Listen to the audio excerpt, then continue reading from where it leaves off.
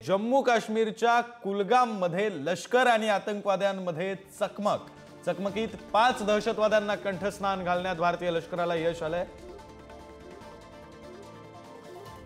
प्रतिनिधी पद्मेश पवार आपल्या सोबत आहेत, अधिकचा तपशील त्यांच्याकडून घेऊ। पद्मेश, विक्रांत, आपण जर बघितलं तर सकाळपासून जे आर्मी आहे आणि जम्मू काश्मीर पोलीस आहे त्यांचं जॉईंट ऑपरेशन कुलगाम मध्ये सुरू होतं। जम्मू काश्मीरमध्ये कुलगाम डिस्ट्रिक्ट आहे, तिथे कदार एरियामध्ये या दोघांचे जॉईंट ऑपरेशन सुरू होतं।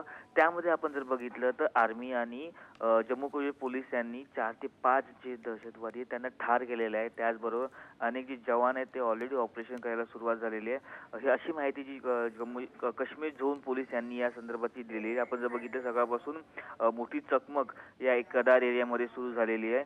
आपण जर बघितलं की आज सूत्रांनुसार आपल्याला अशी माहिती भेटते की आज हाय लेवलची मीटिंग अमित शहा यांची आज दिल्लीमध्ये असणार आहे। त्याचबरोबर मोठ्या प्रमाणात आता चकमक आता जम्मू काश्मीरमध्ये झालेली आपल्याला पाहायला मिळत आहेत। अनेक जे मागच्या महिन्यांपासून ऑलरेडी आपण जर बघितलं तर दहशतवादी आणि आर्मीमध्ये चकमक सुरू होते आणि आज सकाळी थेट आर्मीवाल्यांनी आपण बघू शकतो की दहशतवाद्यांना ठार केल्याची प्राथमिक माहिती आपल्याला मिळत आहे। बरं, धन्यवाद पद्मेश, तुम्ही दिलेल्या या सगळ्या माहितीसाठी।